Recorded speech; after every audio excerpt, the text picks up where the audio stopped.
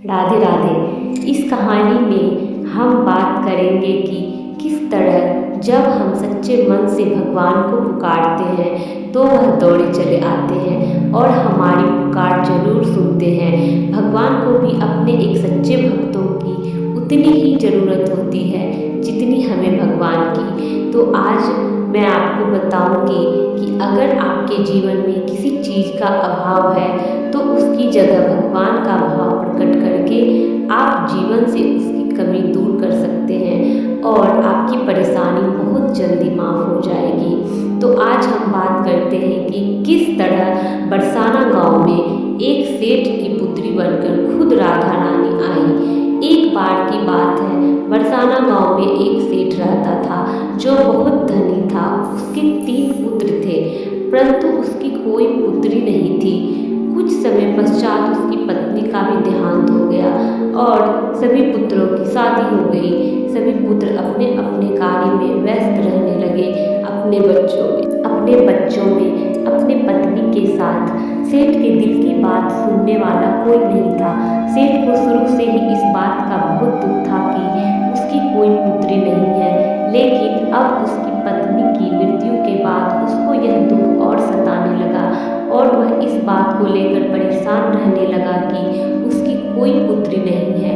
एक दिन एक महान पंडित उसके घर पर आए और उसे दुखी देखकर उसने पूछा कि तुम्हें किस बात की परेशानी है, तुम क्यों दुखी हो। तो उसने अपना दुख का कारण पंडित जी को बताया कि मेरी कोई पुत्री नहीं है, इस वजह से मुझे जीवन में यह अभाव रहता है कि मेरी कोई पुत्री क्यों नहीं है। तो वह पंडित उसको कहता है, लो यह भी कोई परेशानी की बात है, तुम राधा रानी को अपनी बेटी मान लो।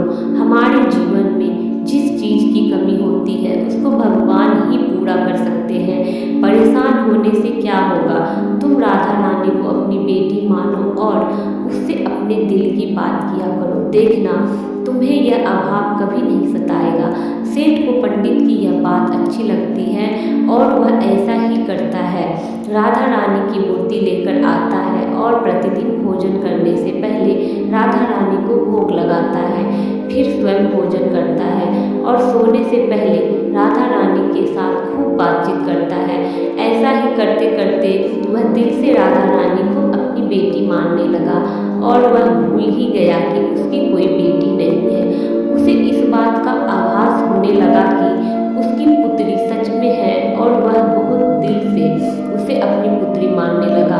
जब तक वह बात ना करता, उसे भोजन ना खिलाता, उसका मन नहीं लगता और जब वह बात करता तो उसके मन को बहुत संतुष्टि मिलती, जैसे उसे पता नहीं क्या मिल गया हो। तो एक दिन सेठ के घर पर एक चूड़ी बेचने वाली मनहारन आती थी और वह उसकी बहुओं को चूड़ी पहना कर जाती थी।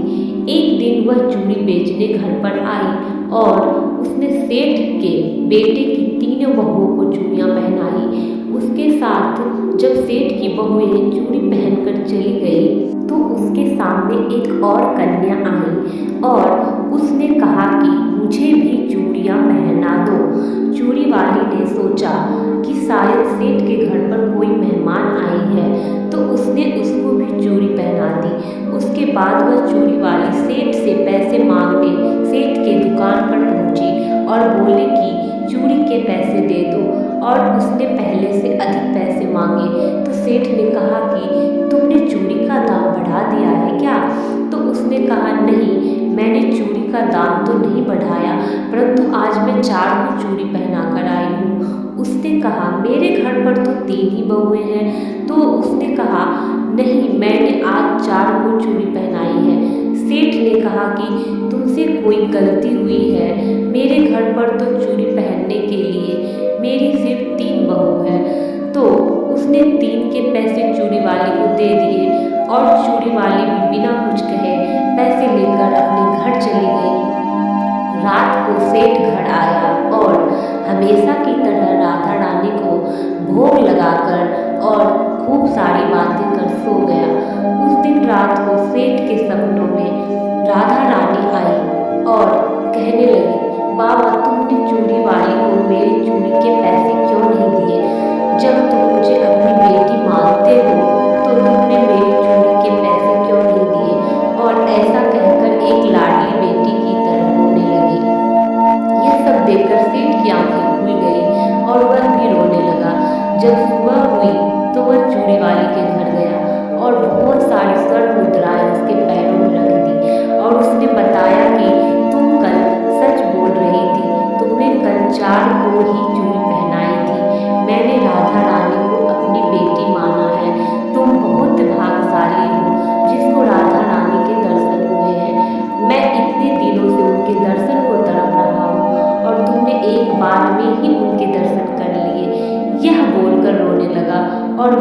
कि तुम्हें चूड़ी का जो भी दाम चाहिए मुझसे मांग लो। यह सुनकर मनहारन की आंखों में आंसू आ गए और उसने मन में सोचा, जब मुझे खुद राधा रानी के ही दर्शन हो गए हैं तो इससे ज़्यादा मुझे और क्या चाहिए। और उसने सेठ के सामने हाथ जोड़कर कहा कि तुम्हारी वजह से मुझे राधा रानी के दर्शन हुए हैं, जिससे मेरा यह जीवन सफल हो गया है। मुझे कुछ नहीं चाहिए। तो आपने देखा कि जब हम भगवान को दिल से पुकारते हैं, उनकी पूजा अर्चना करते हैं, तो वह कैसे हमारे पास दौड़े चले आते हैं।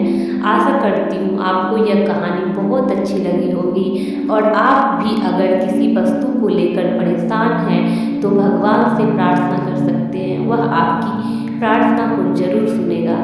अगर यह कहानी आपको अच्छी लगी हो तो कमेंट बॉक्स में ज़रूर बताइएगा।